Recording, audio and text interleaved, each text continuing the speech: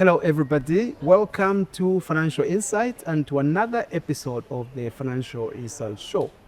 Today, we've set up camp at Agora Village by Africa Works, where our focus has been primarily on talking to small and medium-sized businesses and NGOs, as it turns out. So I'm sitting here with a lovely lady called Natasha Mwansa. Yes. Welcome to Financial Insight. Thank you so much. So Natasha is setting up a very inspiring program focusing on health. She's calling it the butterfly sugar effect, and that's more or less focused on interventions around diabetes, all the way from toddlers to grown adults, and what's happening in this country and in the region in respect of our exposure to diabetes. So I'm looking forward to this conversation. Me too.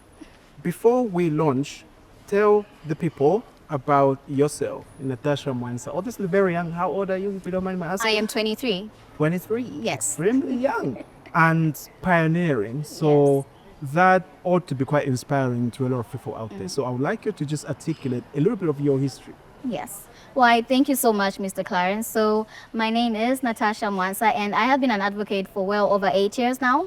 I started off with advocating as a child rights activist and basically human rights activist through social media and media in itself, with a media network on child rights and development. I was young at the time, then I developed and joined, I'm sure we've all heard of that program, Junior President.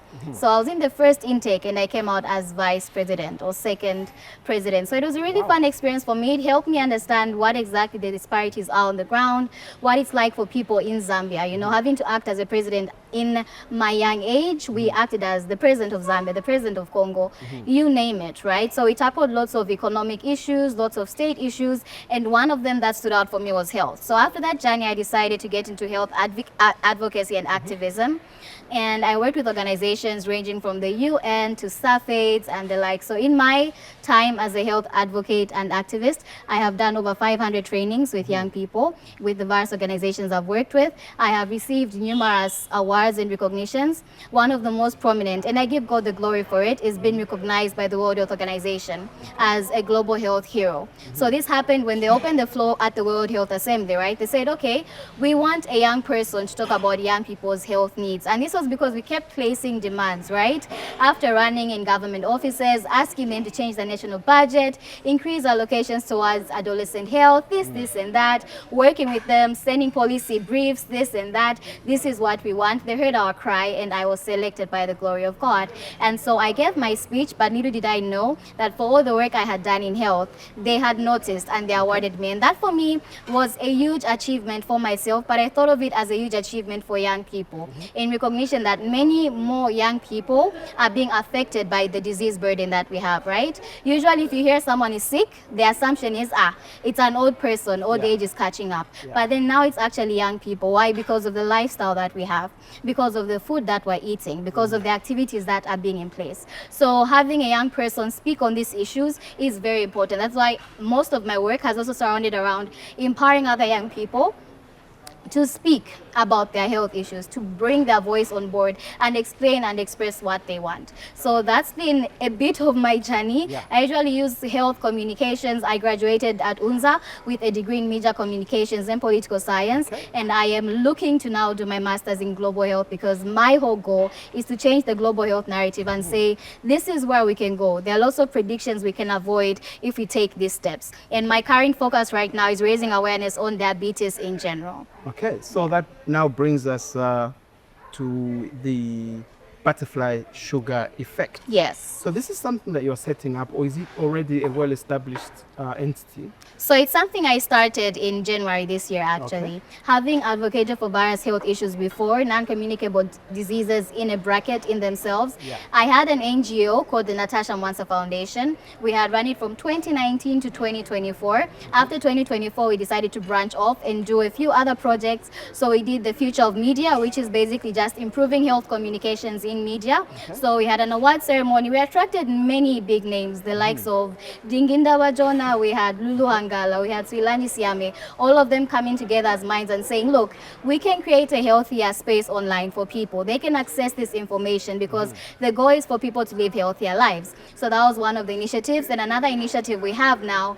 is the butterfly sugar effect, because like the butterfly effect, right? A flip of a butterfly's wing could cause a tornado in another place. So it's the same. Every single time you decide to reduce on sugar intake, to take a walk, to improve your lifestyle, to drink more water, to interact with nature, that small step could ensure that in the future we don't have millions of other people having limb amputations, we don't have millions of other people dying as a result of diabetes. So that's the whole idea of the butterfly sugar effect. Okay, so you said you decided to set this up in January. Yes. And what are the things that you've done so far in the 2 months? Yeah, so?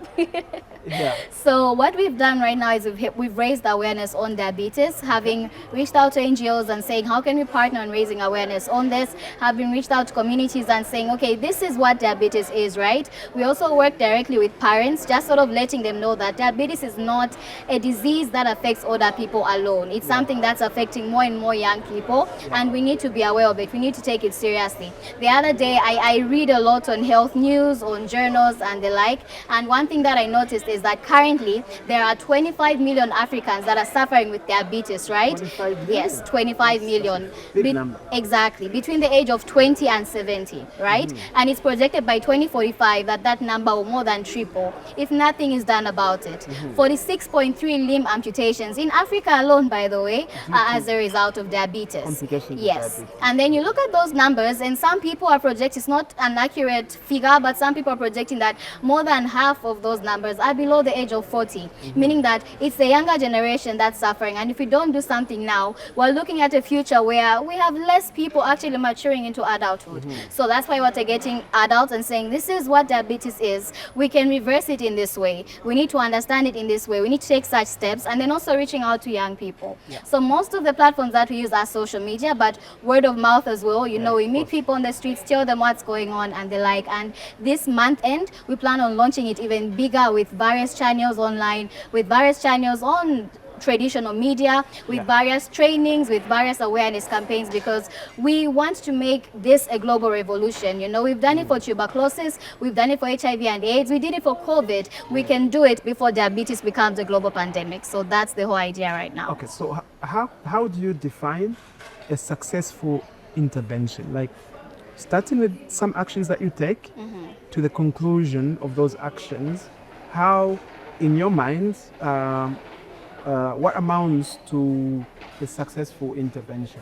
Yes. So I am a Christian, right? And there's this one scripture I love that says, God declares the end from the beginning. And what I love to look at is, I look at how God envisions certain things, and there's a way that he organizes things, right? So in that sense, when I look at the end, what's the end goal of this? My goal is to ensure that we don't reach 3 times more diabetes cases than we already have, right? We don't have limb amputations anymore. We don't have young people, older people unaware of diabetes anymore. So for this intervention, it's increased awareness, right? It's ensuring that everyone that has a role to play in it plays their role. For instance, we had this conversation earlier, but looking at trade. Trade has a huge effect on diabetes. Why? Because you find in countries like Mexico, they put stamps on products that have high sugar content, high caffeine content, high fat content, because they want to ensure that people understand that this could likely contribute to diabetes or affect people that have it. But in Zambia, it's there on certain products, but in very small font with a little asterisk, meaning you miss it. So you find that people that are making money off of people likely to get diabetes, and it's wrong. Until they also take responsibility and say, okay, look, in big print, this can cause diabetes, be careful, that would be great. So such partners, such people have to play their role. We also have companies like yourselves, right? When the media comes and says, these are conversations we should be having, not to take away from what the media already publicizes, but we can do more about raising awareness on health in Zambia, on health in Africa, on health around the world. Because at the end of the day, all the fun and games will be there, but then if we don't have people healthy enough to enjoy them, what will be the benefit, right? So we can use these platforms, be creative about it and influence them. Another way is when investments are made in diabetes, right? So right now we'll find that diabetes in itself, in insulin itself rather is being produced in places like France or the US. It's cheap in France, they transport it, give it to some African countries for free. The US is way more expensive, but then as time goes by, it becomes more and more expensive, even from France, right? Because they don't have all the money for it. People are not diverting all the money that's needed to produce insulin for free. And you find Zambians, ordinary Zambians, can actually stay without certain diabetic medicines because it's expensive, right? So you find that companies themselves need to invest in such monies. Policies, for instance, we need to subsidize on insulin. We need to subsidize on healthy eating. Why is it more expensive to buy a fruit as compared to a pack of chicken and chips, right? Why is it more expensive for this or that? And why is it less attractive? You can even tell by the packaging. Millimil or Rollamil is packaged a certain way. That doesn't make you want to buy it. But you look at the other one and it's refined, yes, but it's not as healthy. So all companies need to play their role in this. The government, what policies are they putting in place? How are they making companies and institutions more accessible for diabetic patients? How are they providing sugar, for instance, in case a diabetic patient has a low episode? In case they have hypoglycemia, how are they providing insulin to help them out? What are they doing? Eye companies, many diabetics have got eye complication. How can they access these services cheaper? So it's ensuring that everyone plays their role and they realize that diabetes is not just a disease for one person, but it's interconnected. The healthier people are, the better companies can serve and do their job, meaning they too should be part of the fight. So that for me is how I envision the goal being, or the intervention being successful, that everyone plays their role and reduce the disease burden of diabetes overall in the world. So, looking at what you're setting up, that you're calling the butterfly sugar effect, what challenges are you facing, and what do you need to make this program or initiative a success? The biggest challenge is access to finances, because once we have all the finances we need, we can carry out all the campaigns we want to, right? So for instance, one campaign we had in mind was running a diabetes awareness campaign on Valentine's Day, sort of giving out sugar-free chocolate to individuals, right? And just telling them, look, we have sugar-contained chocolate, right? And sugar-free content, but chocolate. But then the sugar-free chocolate isn't as bad. You know, many people may not want to buy, but it's not as bad. It's actually healthier. So why not buy this for your loved ones? But then in that also just draft a message and say, we love you in case you're suffering with diabetes, this is the case. So access to funding is an issue, because then where is the money to buy all the chocolate? Where is the money to run the campaigns? Where is the money to bring people together? Another thing is general support, right? It's a nuanced issue. It's not something that's talked about a lot. So not many hands are too enthusiastic about coming on board. So many people are a bit lackluster about it. Like, yeah, we know diabetes, it's the sugar disease. It's okay, it's not that bad. But that's the whole point. We don't want it to get bad before you take it as a serious concern. So there's that attitude that we're trying to change the narrative around, that it's actually a very serious disease. And then the third thing is organizations coming together. I have tried looking at certain organizations that do campaigns in Zambia alone around diabetes, and there are not too many.